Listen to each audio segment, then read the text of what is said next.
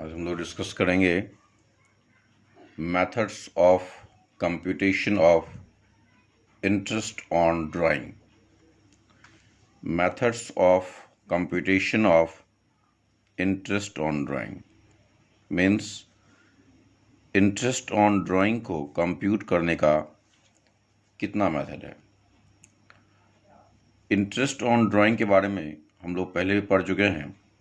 Interest on drawing का journal entries ये हम लोग पहले पढ़ चुके हैं।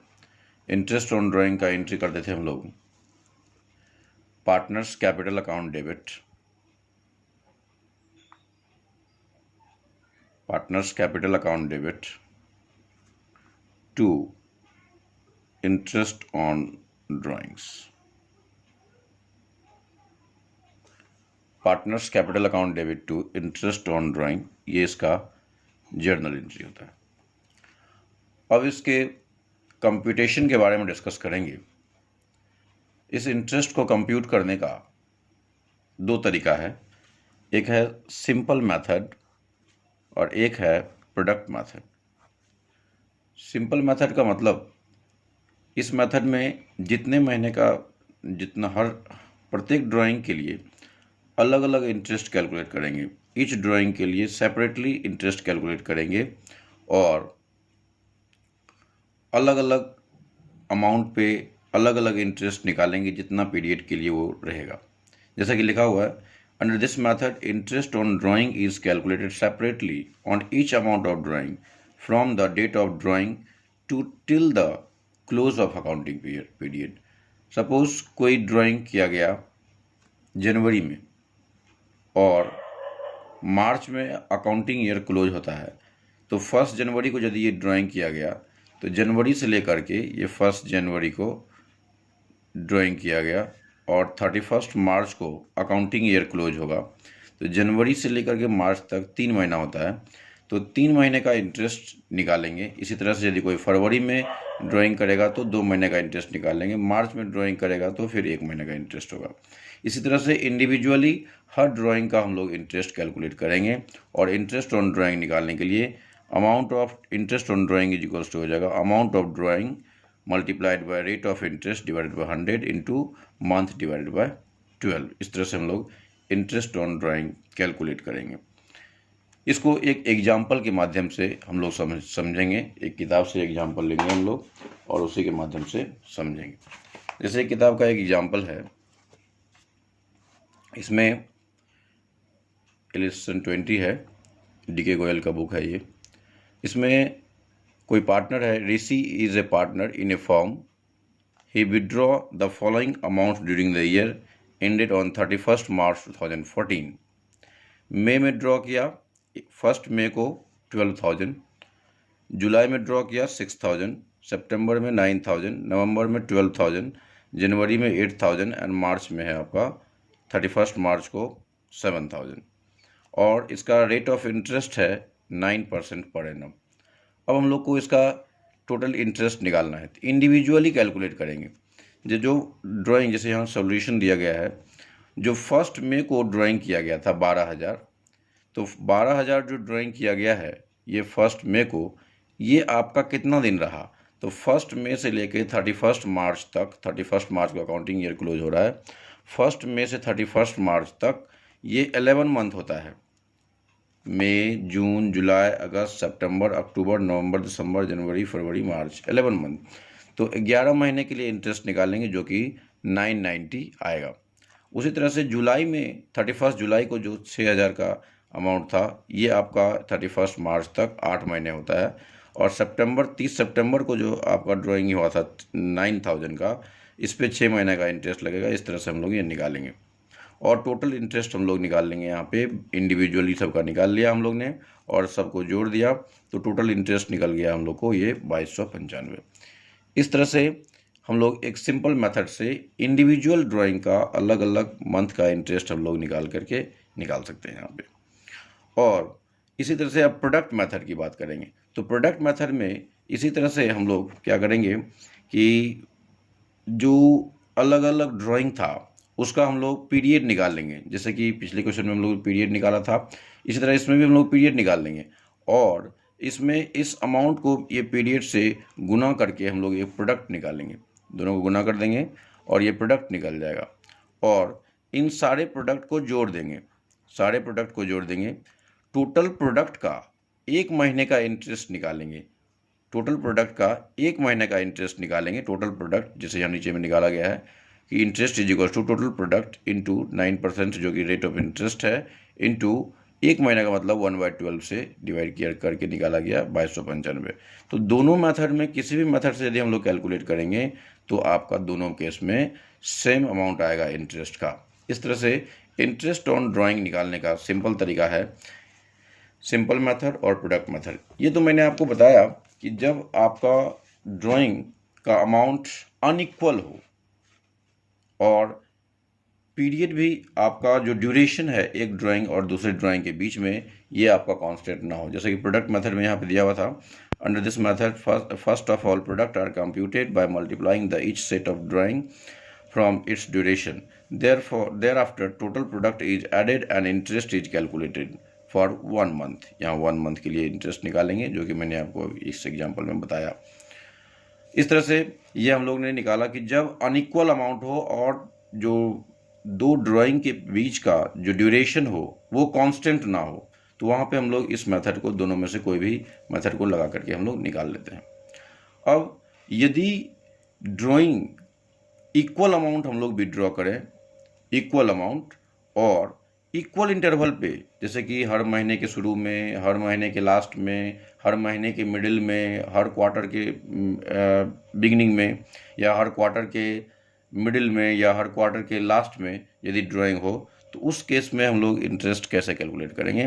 तो उसके लिए इतना प्रोसेस में जाने की आवश्यकता नहीं है, आप सिंपल मेथड से भी निकाल सकते हैं, प्रोडक्ट मेथड से भी निकाल सकते हैं, लेकिन वो प्रोसेस थोड़ा लंबा हो जाएगा। इसीलिए इसके लिए आपको क्या करना पड़ेगा, तो एक एवरेज पीरियड निकालना पड़ेगा। आप 12 बार कैलकुलेट करेंगे, ये एक लंबा प्रोसेस होगा, तो लंबा प्रोसेस में नहीं जा करके आपको क्या करना पड़ेगा, एक एवरेज पीरियड फाइंड आउट कर लेना पड़ेगा।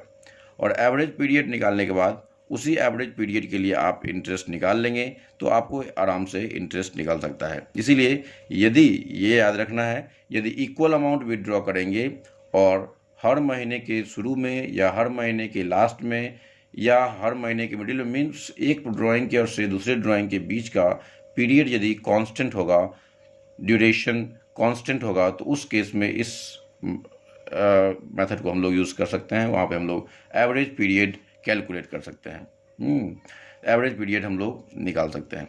तो एवरेज पीरियड कैसे निकालेंगे, तो एवरेज पीरियड निकालने के लिए यहाँ पे एवरेज पीरियड का ये दिया हुआ है आपका, एवरेज पीरियड कैसे निकालेंगे। एवरेज पीरियड इक्वल्स टू होता है time left after first drawing, पहला जो ड्राइंग किया, जैसे सपोज कि आप हर महीने के शुरू में आप ड्राइंग कर रहे हैं, तो जनवरी, फरवरी, मार्च या अप्रैल से शुरू करते हैं साल को, तो 1 अप्रैल को ड्राइंग किए होंगे, तो 1 अप्रैल से लेकर के 31 मार्च तक पहला ड्राइंग का जो पीरियड होगा वो 12 महीने का हो जाएगा। तो time left after first drawing plus time left after last drawing, जो लास्ट ड्राइंग हुआ होगा वो आपका 1 मार्च को हुआ होगा, जिसके लिए 1 महीने का टाइम होगा। लास्ट ड्राइंग के बाद का जो समय होगा वो आपका 1 महीने का होगा, यदि आप हर महीने के फर्स्ट डे को ड्राइंग करते हैं। तो एवरेज पीरियड निकालने के लिए time left after first drawing plus time left after last drawing divided by 2, time left after first drawing plus time left after last drawing divided by 2। इस तरह से हम लोग एवरेज पीरियड निकाल सकते हैं। जैसा कि एग्जाम्पल के माध्यम से आप समझ सकते हैं, suppose ₹2000 per month is withdrawn by a partner on first day of every month। Suppose 1 अप्रैल, 1 मई, 1 जून, 1 जुलाई, 1 अगस्त, इस तरह से हम लोग ड्राइंग करते हैं और हर महीने के शुरू डेट को हम लोग ये विड्रॉ करते हैं और रेट ऑफ इंटरेस्ट है 10% पर एनम। तो अब हम लोग 12 बार कैलकुलेट करेंगे तो ये प्रोसेस लंबा हो जाएगा, इसीलिए हम लोग को एवरेज पीरियड कैलकुलेट करना पड़ेगा। और एवरेज पीरियड निकालने के लिए आप आसानी से निकाल सकते हैं, average period equals to time left after first drawing.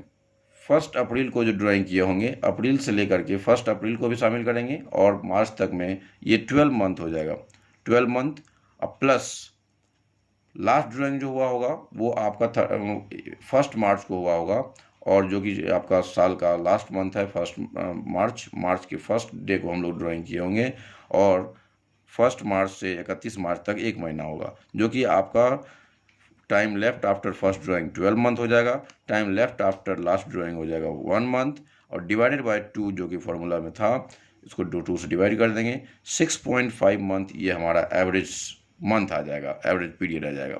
और इस तरह से टोटल ड्राइंग जो हो जाएगा 12 महीने में 2000 इंटू 12 ये 24,000 हो जाएगा टोटल ड्राइंग। और फिर इंटरेस्ट ऑन ड्राइंग निकालने के लिए आप 24,000 इंटू 10% रेट ऑफ इंटरेस्ट है इंटू 6.5 मंथ को हम लोग डिवाइड कर देंगे 12 से, तो ईयर बन जाएगा, और इसको मल्टीप्लाई करके 1300 निकल जाएगा। इसी तरह से हम लोग एक दूसरा एग्जांपल भी समझ सकते हैं। यदि ड्राइंग हम लोग का हर महीने के लास्ट में हो, या लिखते हैं हम लोग when equal amount is withdrawn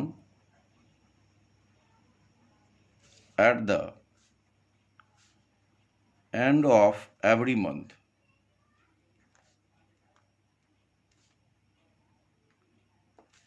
अब यहाँ पे एवरेज पीरियड कैसे निकालेंगे? यहाँ पे एवरेज पीरियड निकालने के लिए average period is equals to, suppose हर महीने के लास्ट में ड्राइंग हो रहा है, तो अप्रैल के लास्ट में ड्राइंग हुआ होगा, तो time left after first drawing जो हो जाएगा ये आपका अप्रैल के लास्ट को, तो पूरा अप्रैल ख़त्म हो गया, तो मई से जोड़ेंगे तो ये 11 मंथ हो जाएगा time left after first drawing, और लास्ट ड्राइंग होगा 31 मार्च को, जो कि 0 मंथ हो जाएगा, और इस तरह से 2 से डिवाइड कर देंगे, 11/2 मंथ हो जाएगा, और ये 5.5 मंथ हो जाएगा, ये एवरेज पीरियड आ जाएगा। यदि हर महीने के लास्ट में आप विड्रॉ करते हैं तो एवरेज पीरियड हमारा हो जाएगा 5.5 मंथ, और फिर हम लोग इंटरेस्ट निकाल सकते हैं इस तरह से। इसी तरह से यदि इक्वल अमाउंट विड्रॉ किया जाए हर एक मंथ के मिडिल में, when equal amount is withdrawn at the middle of every month, इस केस में एवरेज पीरियड क्या होगा? एवरेज पीरियड यहाँ पे निकालने के लिए मिडिल का मतलब महीने के 15 अप्रैल को ड्रॉ किया जाएगा, जो कि आपका 11.5 मंथ हो जाएगा time left after first drawing, और time left after last drawing हो जाएगा 0.5 month, and divided by 2 is equals to हो जाएगा 12/2 month is equals to 6 month, और यहाँ पे 6 मंथ हमारा हो जाएगा एवरेज पीरियड। इस तरह से हम लोग इंटरेस्ट ऑन ड्राइंग निकाल सकते हैं। तो आज हम लोग यहीं तक रखते हैं। धन्यवाद।